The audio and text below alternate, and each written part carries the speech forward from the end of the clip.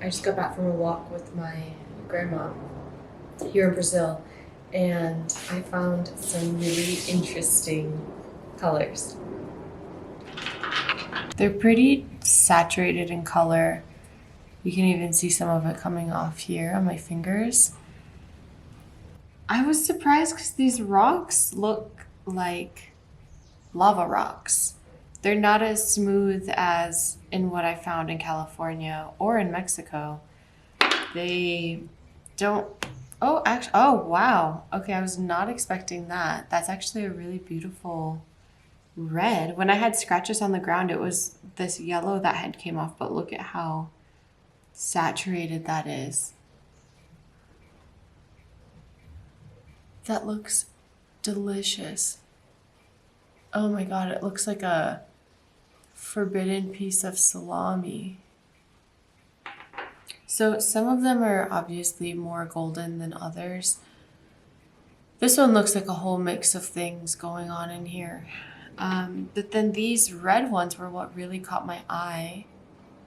They honestly look like lava rocks. They have these beautiful curves and texture to them. Here's some of that orange, red.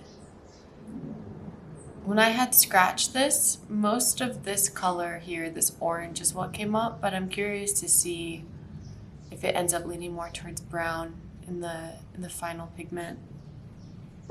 So, only one way to find out.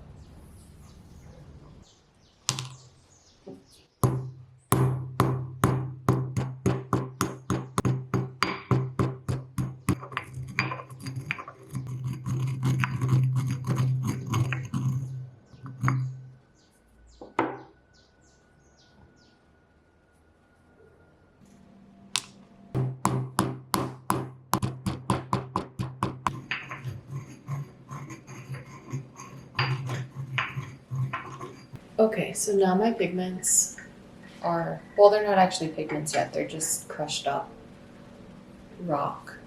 And I feel like I get a lot of flack about this online because people are like, it's just mud. She's painting with mud. And here's the thing is that it needs to now be refined and processed to filter out all of these miscellaneous stones and sometimes organic material covered into refined artist pigments.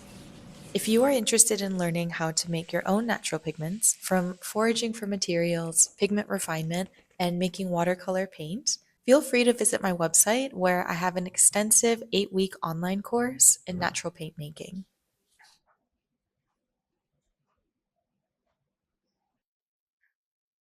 Okay, I oh leg day today. My little legs are fried. Um, I ran out of jars. I didn't run out. I just don't have any jars. I just moved here. Of course, I'm not going to have any jars. Um, so this is a little Tupperware container I got from the bakery, from some baked goods, and then just a plastic bag. Sometimes you just got to get creative. I am super excited about this color. It's been an actually long time for me that I haven't painted at all, which is so weird because I paint every single day. Hello, little boy. I paint every single day. And looking back, I'm like, I don't, I didn't follow any kind of painting routine in Mexico. I was just kind of like, I had my sketchbook in my purse, and I would think, oh, like I'll make something on the way, or if I stop for coffee, I'll like make something. But the things that I made weren't necessarily like, how should I word this? they weren't really like finished pieces. They were just thoughts, like glimpses of thoughts, which is fine. I know that every artist has these periods of like creation and then other times when you're a sponge and you just need to experience and feel new things and explore and see the world in a different way so that you have something to translate. Oh my God. So that you have something to translate when the time comes. I feel like the time has come for me. I love painting. I really do. But I realize that overall, I haven't really been as connected to my art as I would like to be into like a professional practice, which I know also puts a lot of pressure onto art making. Okay. And I'm not saying like it needs to be perfect. Like if you're at that point where you feel that way and going through materials freaks you out, or you have that one really special notebook that you're like, oh, you know, the paper's so beautiful, I don't want to ruin it. Like, I'll get there one day, or when I take this trip, I'll fill it up so that it's just for that trip. And like, yeah, okay, I get it, but dude, just use it. Just use it, okay? Because after that sketchbook, you're gonna have another sketchbook. After that painting, you're gonna have another painting, okay? Like, I personally don't think that there's this thing of like a masterpiece, okay? I know that I had this mentality for years of like, what I make needs to be perfect and it needs to encompass this thought, like this heavy thought. And you know what? That's ego, okay? Like, that's your ego stepping in, which is not a bad thing because it exists to keep you safe. It exists to make sure that you are safe. So to some regard, it's like, all right, thank you. You know, you can acknowledge it when that little voice comes in of like, oh, I don't know, are you sure you want to use that paper? Like, what if you mess up, right? You can tell yourself, hey, I hear you and thank you for being there. But at this point, I need you to take it a step back, okay?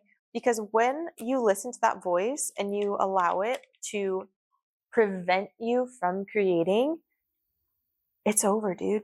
It's over. Like, whatever you make at that point is not going to be authentic to you. So I think that I'm at that point again in my life where I'm starting over, okay? I do not have the majority of my materials, and I haven't had them for quite a while. I was living in Mexico for the past, 7 months, and not really making art like how I wanted to. Of course, I had all these ideas and I took all these notes, but when it came to me actually making things, I just couldn't get myself to do it. And that's fine. Like, I'm not going to beat myself up over it. I'm not going to be like, oh, but you're wasting this precious time. Because you know what? That's time that maybe needed to be wasted. Okay. And what I will say is that the time that I had spent away from my studio practice, oh my God, what is this? This just broke. The time that I had spent away from my studio practice, oh my God. Oh, it goes like this. Oh God. Okay, what? Oh, jeez. Oh, and then what? That goes like that? Wow. All right.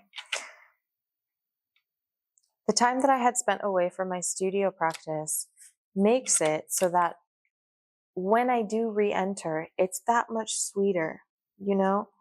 The time that you do have to art becomes more delicious. And that's just where I'm finding myself now.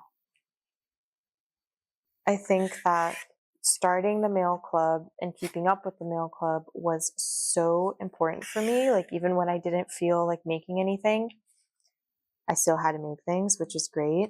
And working in such a small capacity in this way with little paintings makes you not cherish it as much. Well, no, hold on. I cherish it. I really cherish them, but I think it's more that I do not doubt them. I don't overthink it. How about that? I often find myself thinking about my work and like, oh, well, how is it going to be exhibited? What kind of space is it going to be in? What am I going to do with it? Where is it going to go? Yada, yada, yada. And you know what? At that point, that's critique. That is your brain moving from a free, creative mindset into one of critique. And you cannot create from those same spaces at the same time. It's physically impossible. So if you find yourself, making work and being like, am I going to exhibit this? Or would someone even want this? Is a gallery going to like it? Which is a whole conversation for another video. Just stop. Just catch yourself, notice your train of thought, and redirect it. If it keeps coming back up, then that's a sign that you need to take a break. Go on a little walk. Those moments for me, I used to go downstairs, walk around the fashion district, look at how people live their lives differently. I used to watch the shop owners working, and I remember there was a little ice cream shop underneath my studio with all sorts of people that would come by, and I would just watch them. Sit down and just watch. Because you got to break that cycle. The cycle that you're stuck in of creating, and when you're in the groove, you're like, whatever comes up is whatever comes up. There's no wrong mistake. You're not thinking, oh, is this the right brush stroke, or is this the right color? You're just making whatever is there is whatever it is. There's no wrong. It just is a documentation of that moment in your life. And that's all it has to be. It doesn't have to be this all-encompassing idea that fixes humanity, because that's literally where I was for a really long time, okay? Putting an absurd amount of pressure on myself.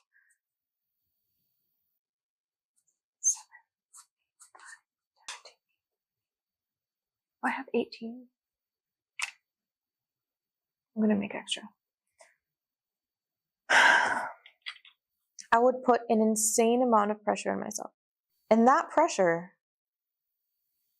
would just keep me stuck in a freeze state, right? Of oh my God, well, if it has to be this thing that makes perfect sense, then I have to make sure that everyone understands it. And then boom, you're not making art for yourself. You're making art for other people.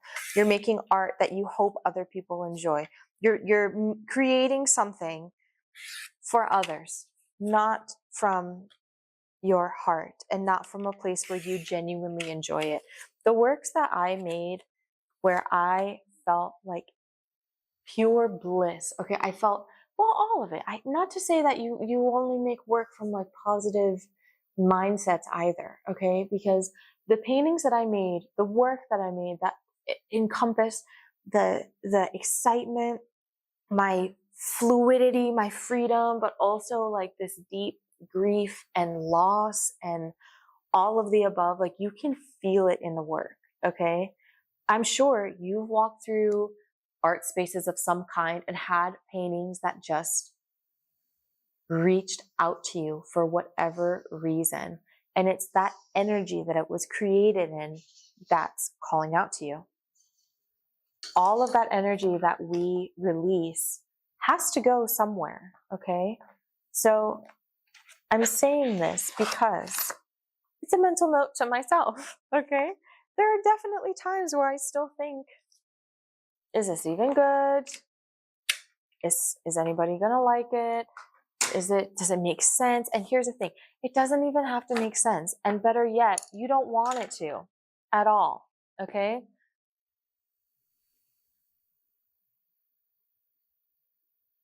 Hi. For it to make sense, cool, but for something to touch you, for something to make you question for something that makes you feel it, whatever it is, that's what I'm after. That is what I am after, okay? You know, for years, I think also because of like my training that was very academic, I looked a lot at like the artists who came before me, and I would think, oh my God, well, you know, they did so much for art. Like you know, because of them, this happened, or like it was only after them that like cubism came, you know?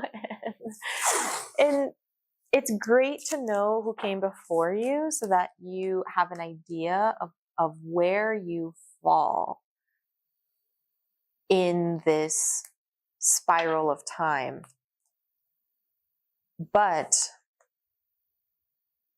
you got to just live your life at the end of the day. You know, do I think that these painters or these artists were like, I am going to completely revolutionize art? No. They were just doing what they wanted to do. And it just so happened to be that they were at the right place at the right time, and luck struck them. And that's the thing, because I used to think, some people are just lucky. And, you know, there was that study, I don't remember who did the study, but where they had a group of participants, and it was like all of the participants were asked, like, do you think that you are lucky? And half of them said yes, half of them said no. And then they were like followed or something around somewhere public, I think. And all of these spaces, the people hosting this test had hidden like $100 bill somewhere, but it was like on the ground or something like that. It wasn't like they had to look for it, and they didn't know that it was there, right? But the lucky people found the money. They found the money, but the people who were unlucky did not find the money. And it was so interesting because it's like, oh, that's your belief system. Like, that's what you believe about yourself. If you believe that you are unlucky, it doesn't matter if it's directly in front of you, you're not going to accept it. You're not going to find it. And I remember reading about that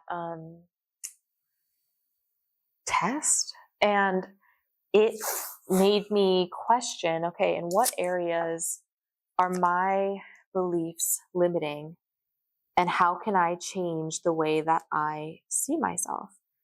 And the thing with art is that, yes, luck is very important, but nobody's gonna come down, okay, and be like, wow, you're exactly what I've been looking for, or like come seek you out and be like, you are the answer, okay?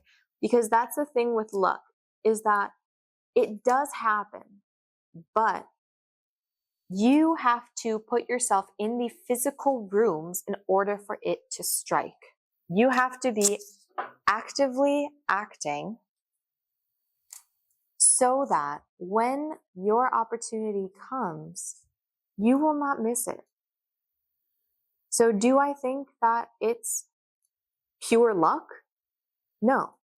But do I also think that it's pure skill too? Absolutely not. I know plenty of artists with zero skill, and they sell consistently. Maybe this is a topic for a different conversation. But do I think that you need to go to art school to be an artist? No, not necessarily. Would I have gone to art school again? Yeah, actually I would. I feel like the education that I got was absolutely worth it. And I learned a lot of things. I learned a lot about the history of paint. I learned a lot about art history, but I think that I met so many different people that it really opened up my view of the world. And I would 100% do it again. But do I think that you need to go in order to be successful as an artist? Not necessarily. I don't think so. A lot of the things that I started doing when it comes to my art or my business, I guess my art as a business, is honestly just through trial and error. And I've done a lot of things. I've tried a lot of different things. There's a plane. You know, I have moved through a lot of different types of work, looking for what felt right to me, not what I think would sell. And that was a very painful experience because I realized that for years I was just doing things that I thought were sellable, which really translated to things that I thought were expected of me. I'm not an oldest daughter, but I definitely had to fill that role, which made me in turn super hyper vigilant, very, very independent, kind of the problem solver, yada, yada, yada. And while that's great and it made me like really good at solving problems, it also made me realize I had put my worth into what I do, specifically for others, because I definitely was not taking care of myself like the way that I wanted to. If I was, I would have said no way more often. But I say this because once I made that shift of I'm going to do what I want to do. Like I'm not going to sit here and just hope that like I don't want to paint things that don't make me happy, you know? And that even though I was like, oh, I know that this can sell and this is like a safer path for art, like looking back on those paintings, they were some of the saddest paintings of my life, okay? Like you could see, yeah, they looked real. They looked like the place. They were recognizable objects or places or people. Cool.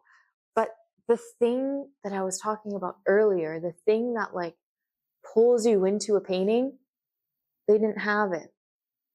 They did not have it. And it wasn't until that I really looked at myself and looked at my life and started pulling it apart that I realized I am actually not doing something that ignites me. This doesn't bring me purpose. I'm just doing what's expected of me and hoping that my needs are taken care of. But I'm not living my life the way that I want. And that made me really sad because I had to then question, well, what part of me doesn't feel worthy of receiving or living the life that I actually want to live? And what was behind that question was fear. A lot of it. Fear that I actually wasn't good enough. Fear that people would not like me.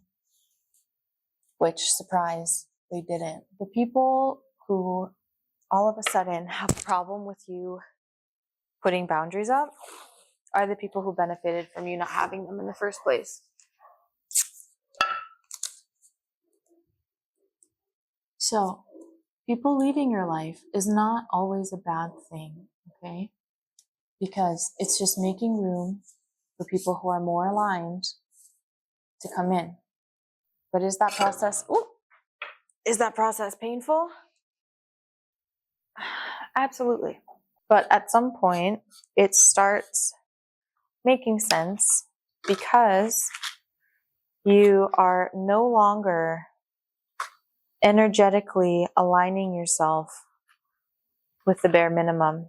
When you start taking care of yourself and taking care of your creativity, you will become a magnet for opportunities, like-minded people, and joy. There comes a point in every creative life where you have to decide whether you are making work to be accepted or making work to feel alive. For a long time, I made what I thought was expected of me. Highly detailed portraits, realism, the kind of work that people immediately understood. And while I'm grateful for that chapter and for the discipline it taught me, there came a point where I realized that being technically skilled and being creatively fulfilled are not always the same thing. The deeper lessons of being an artist, the ones about your voice, fear, business, boundaries, and trusting yourself, those were not things that you can learn in school. You learn them through trial and error, heartbreak, and making the wrong things for too long. Through slowly learning to listen to my own inner voice over the noise of everyone else's expectations. And that voice often asks something terrifying of us. It asks us to make the work that feels the most honest before we know if anyone will understand it. It's our own strange pull towards something that we cannot yet explain, and that takes audacity. Every artist doubts themselves at some point. Every artist fears wasting time, wasting materials, wasting effort.